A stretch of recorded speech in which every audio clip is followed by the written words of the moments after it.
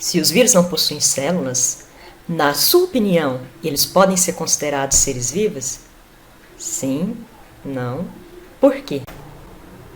Quer saber mais sobre isso? Então acompanhe a nossa videoaula. Os vírus são estruturas muito pequenas, invisíveis a olho nu, mas mesmo assim, eles são capazes de provocar doenças em plantas, em animais, em fungos e inclusive na espécie humana. É o caso da família do coronavírus, que tem circulado em animais, roedores, morcegos e que através de mutações podem chegar na espécie humana, causando doenças. É o caso da SARS-CoV-2, Síndrome Respiratória Aguda Grave do Coronavírus, também chamada Covid-19. Mas então, o que seriam os vírus? O nome vírus vem do latim e significa toxina, fluido venenoso, e recebeu esse nome justamente por causar várias doenças. Tem a AIDS, tem a gripe e várias outras enfermidades. E fez tanto sucesso que a própria informática, ela fez uma analogia, e criou o vírus do computador, que causa danos a arquivos e vários programas.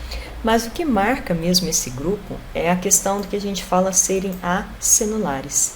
Eles não possuem células, eles não têm membrana plasmática, eles não têm eloplasma, não têm mitocôndria, não têm núcleo, não têm retículos, não têm complexo.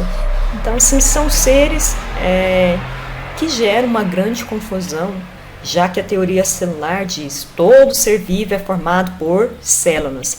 E aí você se depara com uma estrutura sem célula e gera aquele questionamento entre os pesquisadores, ser ou não ser um ser vivo.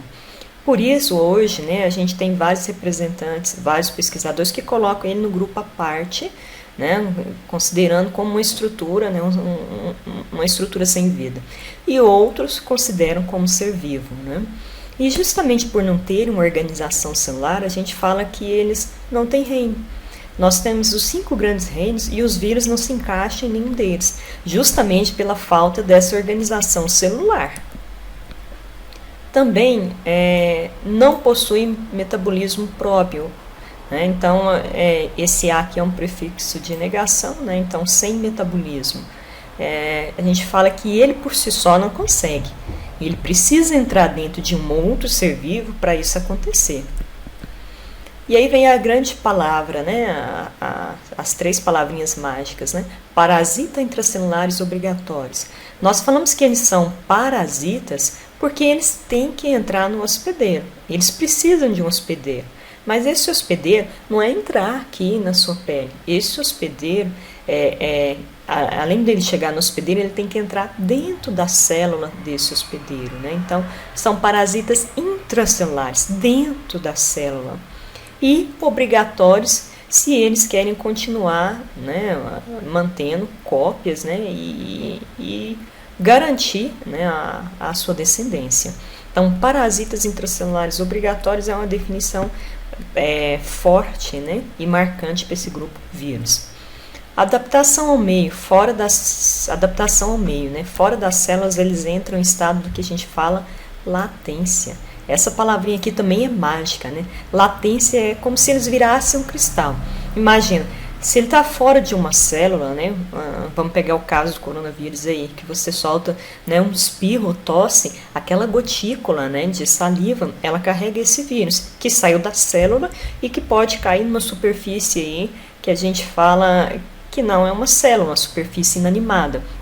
Consequentemente, esse vírus nessa superfície ele tem uma capacidade de se tornar um cristal e esperar um momento para que ele adentre algum tecido, que pode ser pelo olho, pode ser pela boca, pelo próprio nariz. Se ele chegar aí, ele volta a manifestar suas características de ser vivo.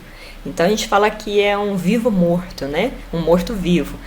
Fora de uma célula ele é morto e dentro de um ser vivo ele caracteriza-se como um ser vivo, ok?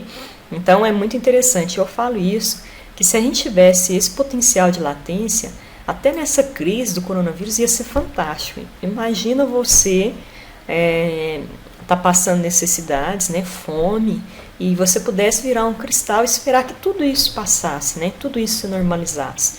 ou a gente mesmo, né, querendo fugir desse vírus. Não, eu vou virar um cristal, vou esperar passar essa pandemia. Né? Seria fantástico, mas nós não temos essa capacidade e os vírus têm. Só que isso pode ser temporário, pode ser questão de horas, pode ser questão de dias, né? Então, o coronavírus, por exemplo, tem estudos que dizem que ele pode sobreviver até 9 dias na superfície inanimada. Outros vírus é questão de horas, né? Então, isso é bem interessante.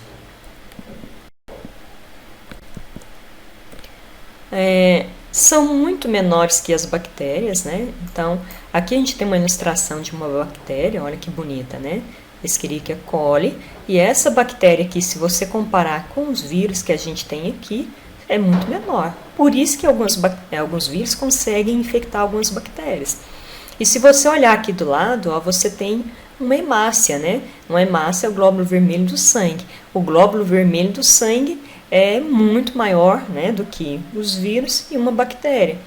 Mas se você olhar, até coloquei aqui o coronavírus, ó, aqui aproximadamente 60 a 140 nanômetros, e você pega aqui um glóbulo vermelho do sangue que chega a 10.000 nanômetros, né? E aí você tem outros vírus aqui. A gente fala que, se você observar, o curioso do vírus é que as formas são diferenciadas, né? Então, você tem vários tipos, né, de formas para o que a gente fala vírus. E tamanhos também. Então, tem vários tamanhos, vírus bem pequenininhos, vírus um pouquinho maior. Aqui o vírus do mosaico do tabaco, né, o primeiro vírus a ser identificado, que tem toda uma história sobre esse vírus aqui. É muito importante dentro do estudo da virologia, né? Você tem o famoso vírus da raiva, você tem o bacteriófago, né?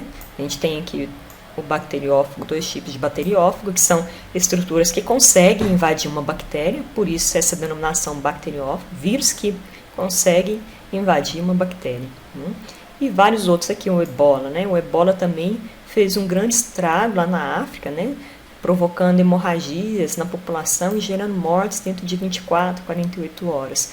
Então, graças a Deus, ele foi controlado e hoje a gente está aqui com esse vírusinho aqui que eu tentei acrescentar, não sei se está dando para ver bem, mas é o famoso coronavírus. Aqui também eu coloquei as unidades de medida, né? Você tem um micrômetro, um nanômetro, um ângstrom. Para o microscópio óptico, a gente usa aqui micrômetro. O microscópio eletrônico, que é o único que é possível ver vírus, é o nanômetro e o angstrom. Então, as unidades de medida para a gente conseguir ver os vírus são essas aqui.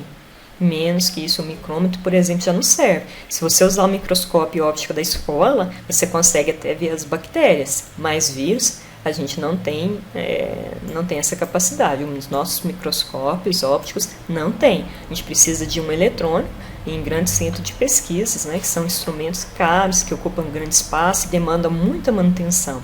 Então, lá a gente vai encontrar esses microscópios para a gente poder ver, né, identificar um vírus. E aqui uma outra característica muito importante, são vírus que se reproduzem, só que essa reprodução só acontece dentro de uma célula, dentro de um hospedeiro. Eles não conseguem fazer isso antes, justamente porque eles não têm nada. Você imagina, eles não têm ribossomos para produzir proteínas, eles não têm mitocôndria para gerar energia, eles não têm nada. Justamente por isso eles precisam usar a maquinaria da célula para trabalhar a seu favor e aí sim conseguir produzir novas espécies. Hereditariedade, né? Então, o vírus ele trabalha para manter a sua genética, né? Então, ele entra dentro de uma célula, vai se replicar ali dentro e vai copiar, né, todo o seu material genético e passar então para os seus descendentes. E uma outra curiosidade, né, muito importante nos vírus é a capacidade de evoluir, principalmente por mutações, né?